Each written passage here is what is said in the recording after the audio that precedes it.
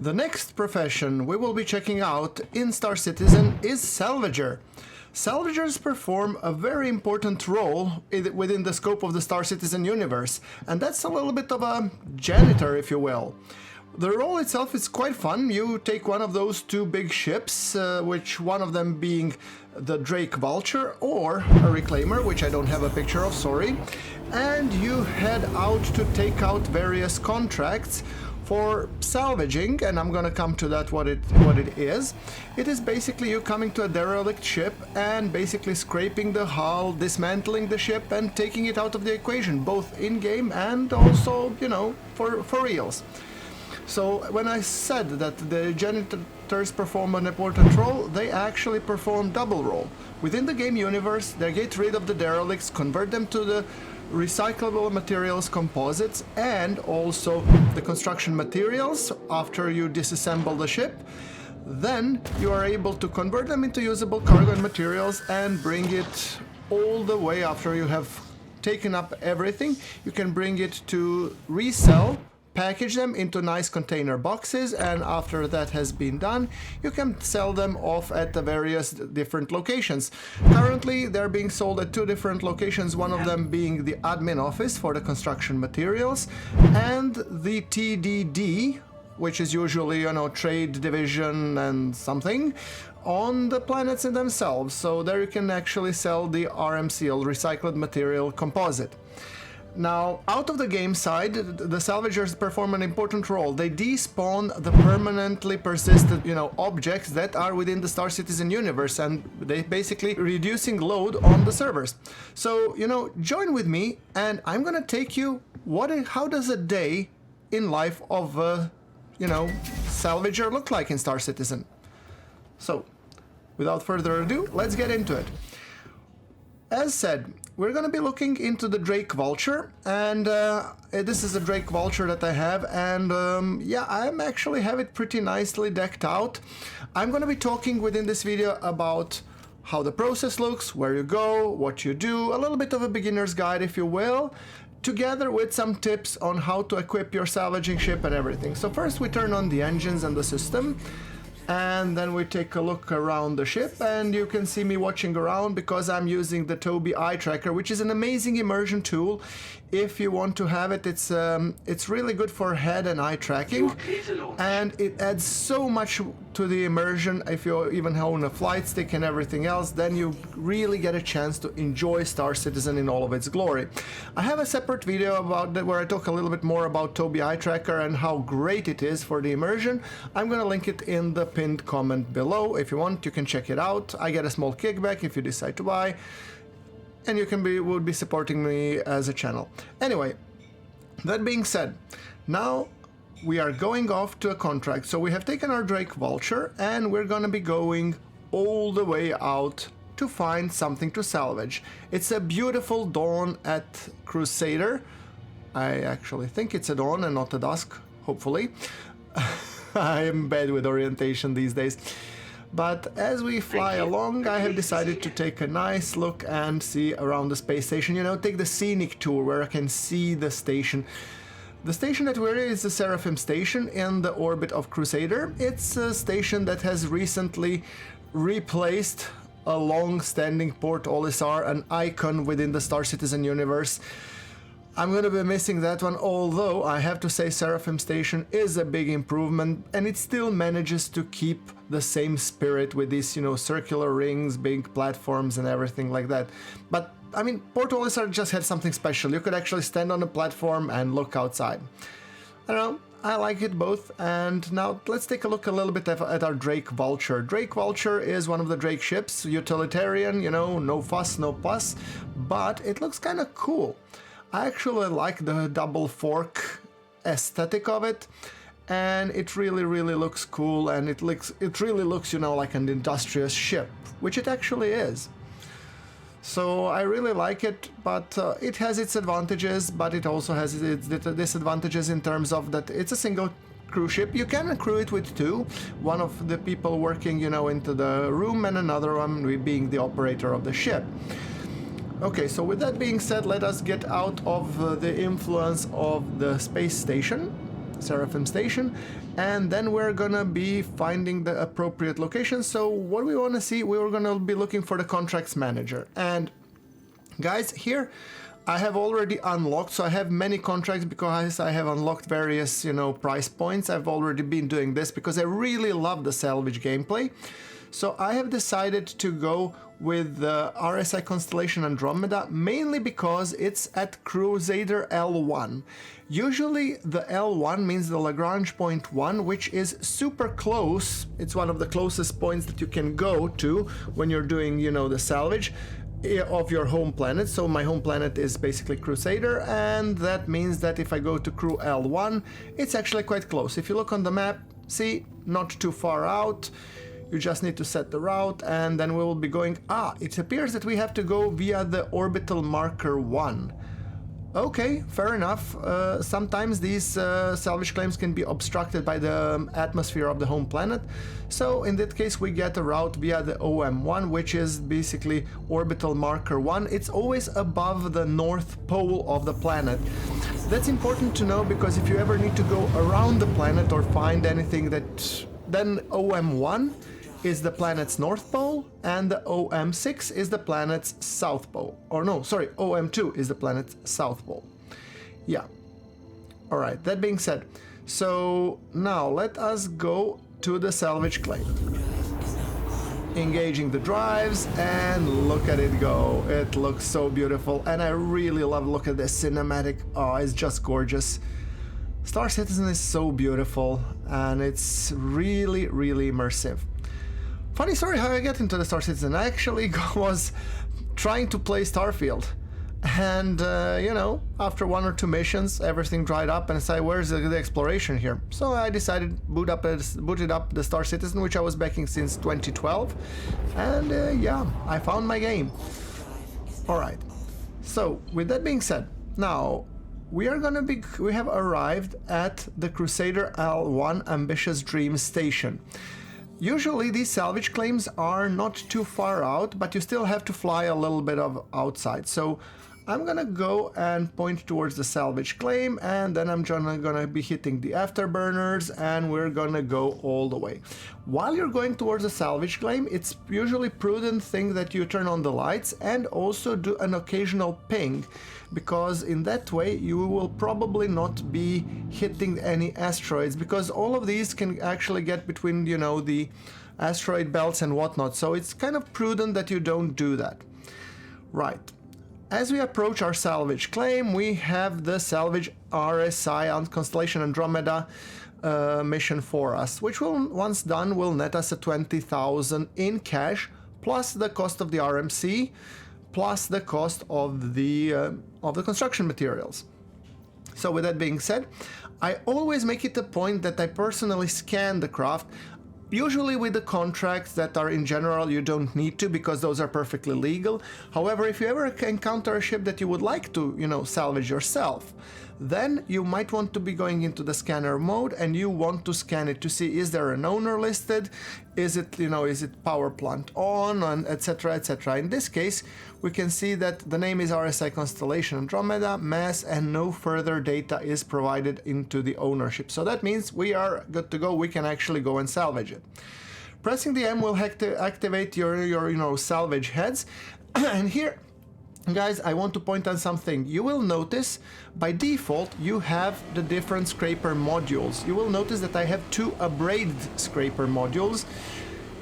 By default, Vulture comes equipped with a cinch. The cinch is actually more powerful and faster, but it covers less area, while the abrade is a little bit bigger, and if we just see, we can cover a much larger area, especially if we go into the gimbal mode, and then we can go and use the mouse to cover, slowly and surely recycle all the parts of the Andromeda. So how do you get actually, you know, the abrade modules? Well, it's simple. You go into any shop. For example, here is me going into the Platinum Bay, where you usually buy components, and then you go into the Platinum Bay. You will be going and looking for the utility, and categories, you have scraper beams, and as you can see, there is a cinch and scraper.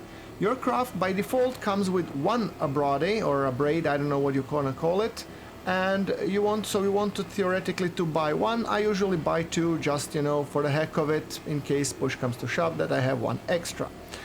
Alright, with that being said, then, as you can see, they are really not that expensive and they help out a lot. Just look how big of the area they're covering and how quicker we will be done. Equipping them goes as follows. You would basically go into your vehicle loadout manager, take out your Drake Vulture, and then go under the utility. Under the utility you will be able to see salvage heads. Okay, maybe that will in the future we'll be able to salvage heads, but here, cinch scraper module. You want to be able to switch those to the upgrade. And I usually always change the first and the third because those are kind of your default. That's when you don't need to switch modules. So I'm gonna change this cinch to upgrade. I'm gonna be changing then upgrade, which was previously equipped, to the cinch, and then I'm gonna be placing the third to upgrade. So that's the way how I'm gonna keep it, and I have also the tractor module, just in case I want to be using the tractor beam as well. Save changes and equip. And that's how you get the setup that I'm having. Also, if you will later want to equip your craft with various components, at the end of this video I'm going to be telling you what are the optimal components for that. So if you really want to min-max out your power plant, your quantum drive and all that jazz, just look how beautiful it looks when we are, you know, salvaging this material. To me, this is perfect and very chill gameplay, but apparently the clouds are coming up from the top of our head, which means that the filler station is full. As you can tell by the filler station ready, it says it's almost full. So what we're gonna do, we're gonna be going into the back, and this is another part of the salvage gameplay, which I find really enjoying and relaxing. It's what I call, you know, the cargo Tetris.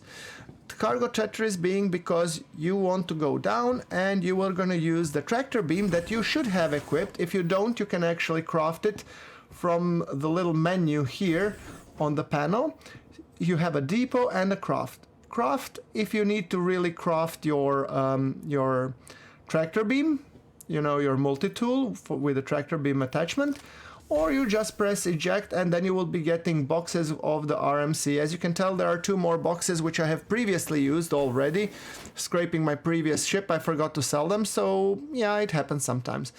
So, and the auto eject is super nice because when you have this auto eject checked, it will just keep on ejecting and you can just keep on aligning the boxes. Previously, this was a lot more tedious because after every box, after every one SCU of the recycled material, you will need to go down and you would need to eject this box one at a time. Now you have a buffer of roughly 13 boxes, which is essentially the full cargo hold, but you can actually stuff much more. If you stuck them on the side, as you can tell, then you can actually get more boxes inside. This is actually a walkway, so technically it doesn't count as a cargo grid. Cargo grid, I think, can hold a maximum of 12 SCUs, but on the side you can fill up, I think, up to maybe 20-ish, I don't know. I haven't actually counted them, but yeah, 3 times 2, that's 6 times 12, I don't know, you can get maybe 15, 16, 18 SCUs of cargo, I don't know. Let me know in the comments below, what is your maximum, how much you were able to load your Vulture. And also don't forget that you can also have the buffer full before you go back home, and that way you actually get the best of the both worlds. You basically have your buffer full plus the boxes.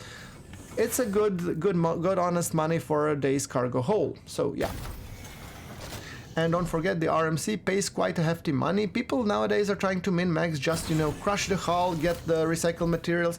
And sure, if you really want to do that, you can do that. However, I found this, you know, scraping the hull, I find it quite you know, chill, enjoyable, and I can use it while I'm listening to some good old music on the side. Typically, I don't know, music from maybe an old cartoon. I don't know if many of you know it. It's called Titan AE. Yeah, you know, like Cosmic Castaway and these kind of things. It's really awesome. It goes fantastically with this kind of gameplay.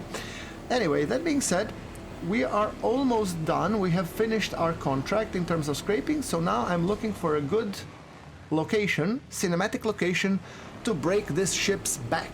Yes, She is already dead in the water, so we now need to break her back. You know, if this was a submarine, I would basically torpedo the damn thing. We're going into the fracture mode, and we just need to find a good sweet spot, and we will be fracturing the RSI Constellation Andromeda. Constellation Andromeda being a fantastic gunship, one of the really cool ships of the verse. I love playing with it. It's an amazing ship, but it's in much need of an overhaul. Just look how iconic and beautiful this silhouette is. Oh, and look at this gameplay. Oh, I'm just digging it, you know. It's so amazing. I don't know. To me, it looks. This is what this, you know, space exploration and, you know, being industrious player is. Just look at this. Fracturing, I get it. I mean, I cannot wait until the maelstrom comes in and this, you know, fracturing becomes a little bit more of a involved gameplay, but it is what it is now, and it's a complete game loop at the moment, so I'm pretty happy with it as is, as janky as these animations look like. Yeah, alright. Speaking like that, you want to be now switching to the disintegration, and then you will be disintegrating all of this, turning them to dust, munching them, and basically converting them to the construction materials which can be sold at the admin office. So we're gonna go in and we're gonna be collecting, oh look at this, 22 SUs of cargo. This ship's back is too big of a deal. So we're gonna be going a little bit closer to the smaller components, and we're gonna be picking up more. And when we fill up our, you know, filler station, then I'm gonna eject even more boxes as much as I can, so I fill up my cargo hold to the fullest, and then I'm gonna be sucking up all the rest. So see, there we go. How beautiful it looks. I mean, the animations, like I said, they're janky, but yeah, it works for me. I don't know. Alright, that being said, there are some cargo containers that if I had spot now, I would be examining them, and it would make sense. Sometimes you can actually find valuable cargo here, like, I don't know, Quantanium and stuff. But as of the latest patch, which I think is 3.22.a, this has been nerfed significantly, so, you know, you might have a lucky find, but don't expect it that it's as crazy as it was in 3.20. Yeah, that was just nuts. Okay. Alright, that being said, now we are collecting more. Oh look, these two are quite big. So target in field exceeds space available in the depot. So if I start to pick it up, I won't be getting everything. So that's not a good deal. So I'm gonna go out and I'm gonna eject as many cargo containers as I can. Because after all, that's a good choice. What can I tell you? The day of a salvager never stops. Although I must say it's quite, you know, a chill gameplay. You basically just sit back, relax, and if you want to, you know, take off your mind of something, it's really fun. I'm really enjoying it. Do let me know, what's your favorite, you know, gameplay within the verse of the Star Citizen? Is it like mining, is it salvaging, or is it something completely different? Do let me know in the comments below. I would really like to know, what do you think is the most chill and most enjoyable gameplay for you? Maybe it doesn't need to be chill. Maybe it can be bounty hunting or whatever. Alright. Putting the RCUs. As always, I'm prioritizing the RCUs, or, you know, recyclable material composite, because they give a bigger yield. Okay, and now I'm actually gonna drag this one here on the walkway. If I could place 2 more boxes. You just have to be really careful, because if physics becomes janky, these boxes could start flying all over the place, and usually that means a kaboom for your ship. So be extra careful. These places are not intended for the boxes. You can cram them in, but if they start dancing, you might be dancing at the med office. So yeah, careful with that anyway. Alright, can we place this? Come on. Attaching to cargo grid. Okay, get up there, you miserable little, you know. Alright, clear the conveyor belt, and how many more can we get? I think we can get 2 at the back and maybe 2 at the front, and then we have really, you know, stuffed it to the maximum. Come on, recycled material composite, get in there. Okay, hit it, come on, in there, in you go. Uh-oh, okay, this got me worried. Right, so continue ejecting. I think we could cram in 3 more. I think. 3 more. You go upstairs, Sonny. Up, uppity, up, up. Here we go. Easy does it. Right. And 2 more. We have 2.80, so I think that will be just about right. Once we eject those, we're gonna go and try and collect the cockpit of the Andromeda. That's like a decent portion of an SEU, and maybe 1 more component before we head back home and get our payday, you know? All in the honest day's work. So that's 2.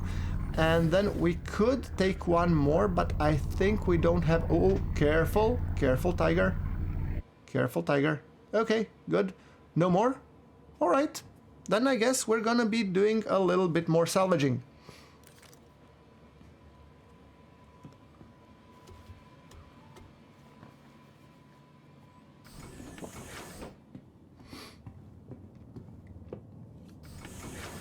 Alright, so now let's check out this cockpit and let's check out this body. Can we actually fill up our buffer with all of those?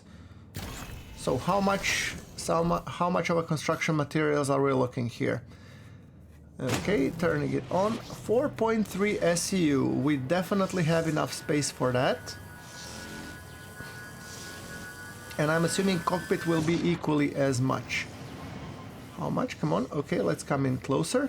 4.3 SU. By the way, guys, if you see me like doing the smooth piloting, I'm actually I have recently gotten a new pair of HOSAS. And for those of you that don't know, HOSAS means hands on stick and stick. I'm using the dual VKB, you know, SC something. It's an awesome setup. I'm gonna want to make a video about it. And for Star Citizen, it's just amazing.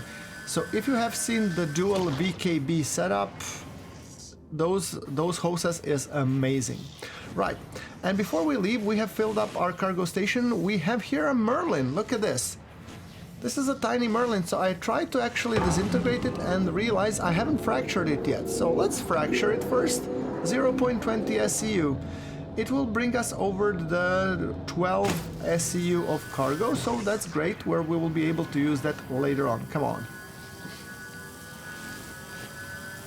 Alright, 12.2. I guess it's good for an honest day work, so I think we're gonna be heading home. And by home, I mean, why would we want to go so far out when we already have a space station here? Look, Ambitious Dream Station, and that one has the admin office. So that means all of the construction materials can be sold here. Easy peasy lemon squeezy. So we're gonna go here to the Crew L1 Ambitious Dream Station, and we're gonna be selling the construction materials there. All right, let's kick in the afterburners. Star Citizen just looks so beautiful, and always when I'm flying around the space station and when I want to look around, I'm gonna be turning on again the eye tracking. Really, it feels amazing when flying around these stations. Yeah, you can just immerse yourself, and you know,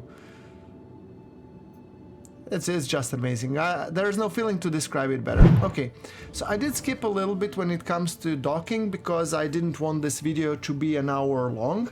So after all, we're gonna be coming in close. We have already asked for, you know, a docking or landing permission, and now we are just ever so slowly coming in for a docking here. Look at how precise these controls can get. It's just amazing. This is something I used to actually play with a T-Flight HOTAS, I think it was 5, which is the HOTAS for the, you know, PS5 as well. And it was nice, it was cool, it was immersive, but this thing is actually, you know, it's like 3 orders of magnitude more immersive. There we go, coming in ever so gently. Easy does it. Easy does it. Don't miss the mark. There we go. Align it and then gently and softly touch down. Beautiful. Landing complete. Have a pleasant Thank stay. you, I will have a pleasant stay. Alright, Now turning off everything, and let's get out of the cockpit. So normally out of the Vulture you could go out at the back, but we have crammed that one with the boxes. So what you want to do, you want to go here beside the chair and you want to say open the door and get out that way, because otherwise you won't be able to, you shall not pass, to quote old Gandalf the Grey. Right, there we go, and let's go and sell a lot of the, you know, construction materials. Yeah, I actually, by the way, it took me quite a while to make this video because I was looking for a perfect outfit. Yeah, you know, snazzy, but, you know, still gives an industrious vibe. I didn't want to have a spacesuit. I really wanted to, you know, to sell the idea of a janitor. Yeah, well-dressed janitor, apparently.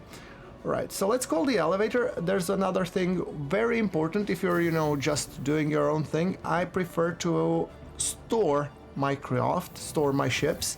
So we're gonna go down to the, you know, the hangar deck, or what do you call this? I don't know, how do you call this area? Do let me know in the comments.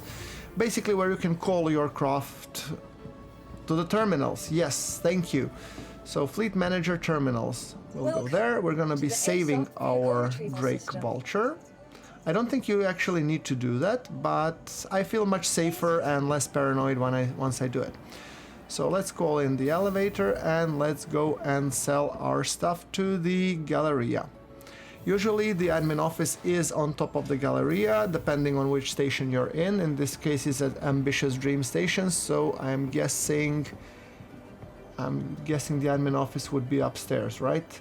I think I saw it when I was buying the components. So if I go here upstairs and then to the left, yeah, it's marked usually by the big yellow door that you can see in front of us. All right, let's go and let's try and sell our components and see how much money we will be able to earn. So if you think about it, we have earned 20k for the mission. Now let's see how much we will be able to do. That's 20k for the mission. Let's just quickly have a small calculation. There we go. Vulture. We can only sell the RC, the construction materials. So we're gonna be getting 36k and a half. So that's 56 and a half. And then 42, 56 and 42. We are looking at 98,000 AUEC.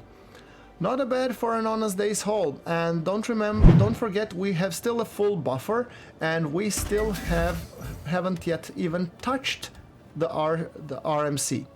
So if we go in now, what I like to do, and this is the reason why I went first to the Ambitious Dream Station, because I've sold off, which means I have cleared out some of the empty room on the cargo deck. So now on we're gonna be turning and we're gonna be going back to the Seraphim Station. Or maybe even we're gonna go to Orison, we'll see. We are clear to launch. We're gonna go upstairs and let the doors open, getting ready, pick up the landing gear.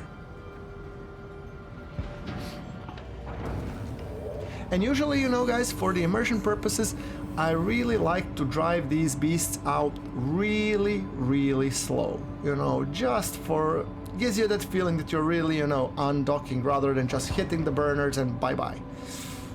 All right, see? Immersion. Speaking of which, I think it's about time that we go and go to our home planet, well, Crusader, yeah. Thank you. Thank you, and please visit again. Don't mind if I do. All right, there we go. Look at this beautiful station. Right, so where's Crusader? There we go. Let's mark it, set the route, and we will be going to the Crusader. And then depending on the situation, I'm gonna decide if I'm gonna go to the TDD or I will go directly to the admin office. There it is, Crusader. It's 1,900,000 kilometers, so it's not that far. Still, it's gonna take us a while to get there.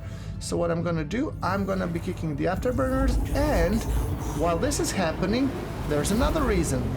I typically go out and I will take out the rest of the boxes from the buffer. So that's the reason why I was going to the, you know, Ambitious Dream Station. while we are traveling, I'm using the time to basically do the cargo Tetris. That's usually a good way how to spend the time if you're, these long travel times. And if you can observe, there are still some spaces available at the back.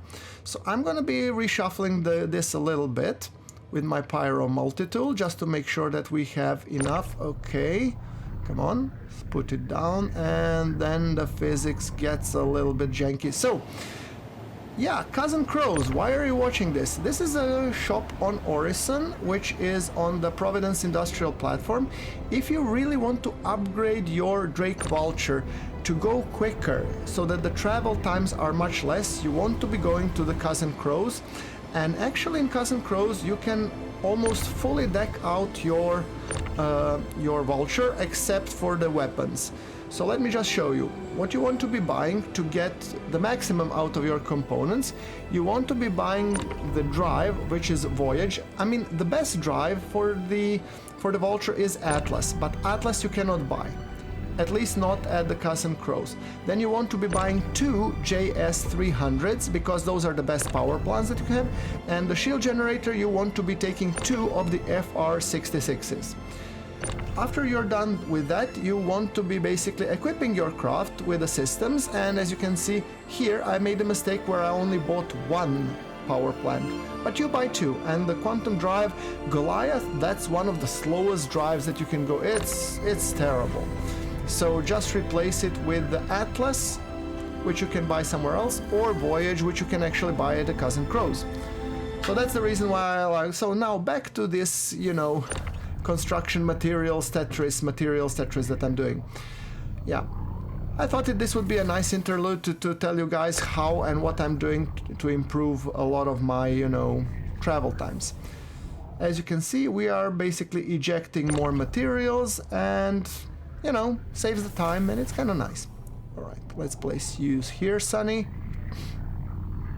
And after you have once again refilled everything, by now we should already be probably in the orbit somewhere above Crusader. So I would expect that soon enough we can actually just put this. Now this physics is giving me the heebie-jeebies, I think. Okay.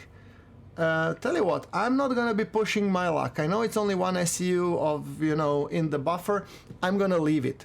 Because when it starts dancing like this, I have a feeling if I try to min-max it, I would probably go kaboom.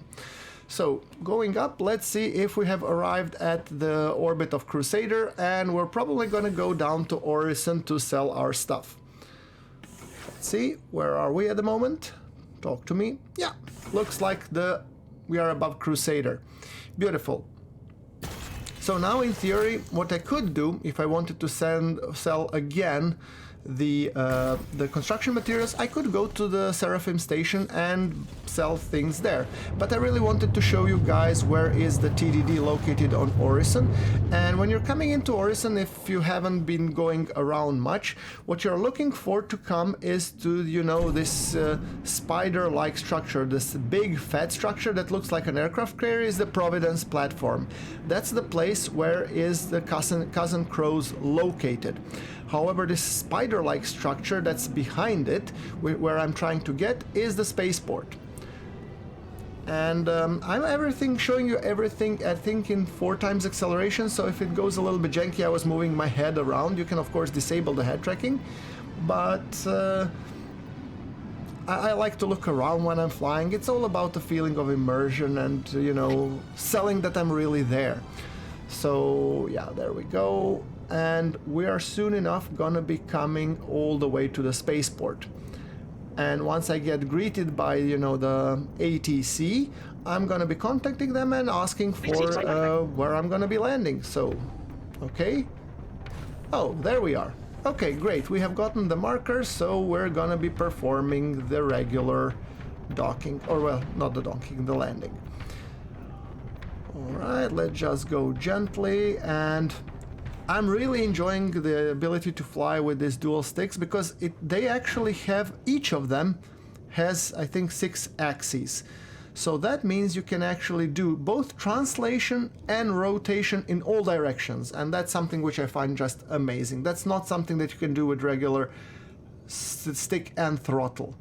So that's why I think that this basically dual SCB VKB actually works fantastic. I'm going to be posting basically the link to the website in the comments below. This is not at all sponsored by VKB or anything.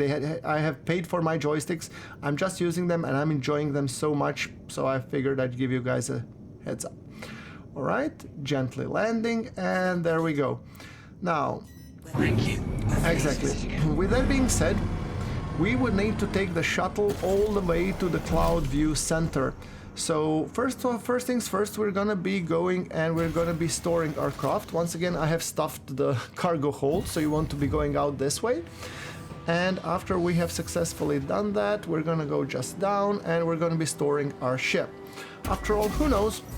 Thieves are everywhere. Somebody might come in and, you know, try to grab our hard-earned RMC. Air view, yeah, there we go. You know, walk the walk, you know, walk proud. After all, you're a janitor. Yeah, see, Groundworks janitor. I'm so proud.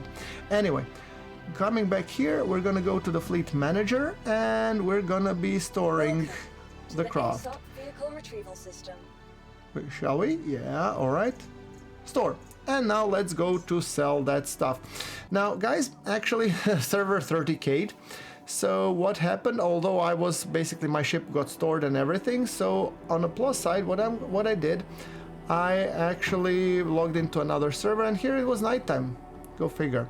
So rather than that, I just went out and I went to sell it. So if you go out of your cloud view center, you just want to go out towards where the shuttles are, but just go over this little bridge on the left hand side, and over there it's a TDD where you can actually sell your hard-earned RMCs.